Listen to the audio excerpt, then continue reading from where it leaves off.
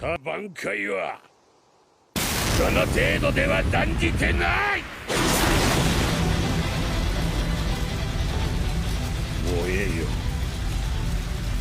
ようやくお主を弔うことができた。長次郎よ、さらば。 Yo, this is how you do anime. This is how you do entertainment. This is how you have a show-stopping show that just makes your viewers gasp and like cry and get excited and yell. Like, I have always loved Captain Yamamoto. I always thought he was one of the most badass characters in Bleach, hands down. I've always loved the head captain. I've always just thought that he was just such a force and such a badass person. And this episode accentuated that even more. This man comes onto the scene, and the guy, which was Stern Ritter O, has the audacity to use Sasakibe, R.I.P. I still can't believe that, man. I'm still so mad that Sasakibe died. But he had the audacity to use Sasakibe's Bankai on Yamamoto, and we got if you've been around the channel long enough, you know I'm not a really big proponent or a big fan of backstories or flashbacks. But I typically don't mind them if there's something that's like completely additive to the anime and completely something that we've never seen. So me personally, I've never seen the Yamamoto, Sasakibe, the way that they got the relationship, the way that he kind of became his right-hand man. We've never seen that before. You know, at least I know that I haven't seen that before. So being able to see on how Sasakibe was, you know, continually like coming back to Yamamoto constantly, and the way that he was so persistent, and the way that he was so persistent to where he was like, I'm gonna be your right-hand man, but I refuse to be trained under you because I'm not trying to be a clone or mimic you. I'm trying to be someone additive to your repertoire, somebody that can fill in your blanks. And he did that by, you know, producing his Bankai, and then over 2,000 years, basically perfecting it. And they said that he hadn't used his Bankai in 2,000 years, but he basically perfected it under Yamamoto's tutelage, which is insanity, right? So this freaking O dude has the audacity to try and use this Bankai on Captain Yamamoto, and he just pisses him off. Like, he pisses him. He knew that he's like, this is not my pupil, this is not my friend, my best friend's Bankai. You're doing it at this justice, which pisses him off even more. So he freaking brings down the rain of fire on this dude, and his whole body just burns away. Like that, I yelled out like, yeah. Like, I was just so absolutely enthralled and excited by that moment. Like, that has to be one of the most badass effing moments I've seen in anime in a long time. And there's been some shit. Like, there's been some cool scenes, and there's even been, like, you know, if you've been keeping up this season with, like, the most recent season of My Hero, there's the Dobby stuff, which is a fire character there, and there were some pretty cool scenes there. There's some Endeavors, pretty cool scenes, but this takes all of those fire scenes up to, like, 10, and next episode is gonna be focused around Captain, right? You know, because it's called Fire or whatever, so it's gonna get even better.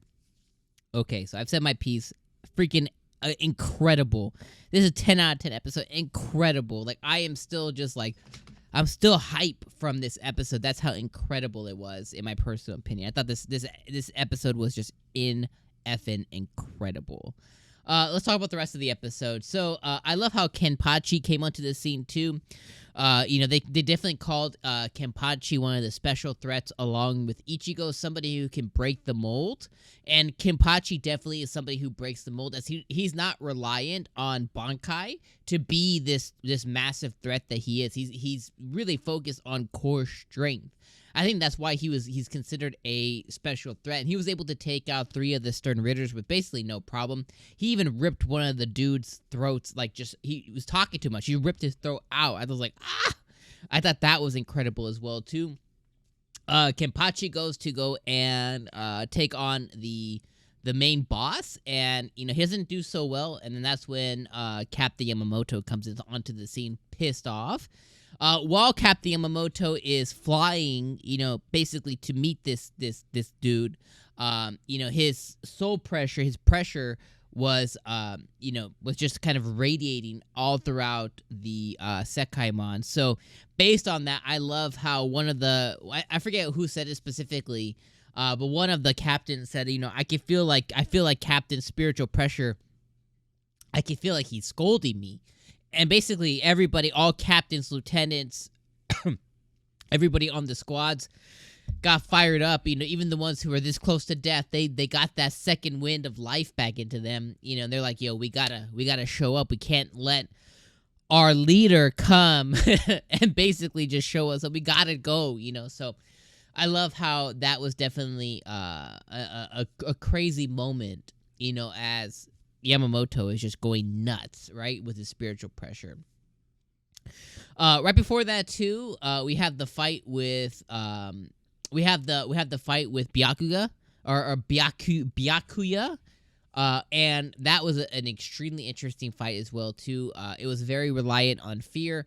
Apparently, the specific Stern Ritter that Byakuya is fighting, it was very fear-oriented, which just means that he kind of inflicts his enemies with a fear that they may have pushed very deep down or don't really realize that it's there. That Stern Ritter got the upper hand not only on Byakuya by using his bankai. He uses it and just kind of goes absolutely crazy, kind of takes Byakuya out the picture. Because of that, Rukia can feel, her brother's spiritual pressure. She turns around and go after him. I don't know which Stern Ritter she was fighting. I don't quite remember that, but it's pink hair girl, I think. She gets effed up because of that.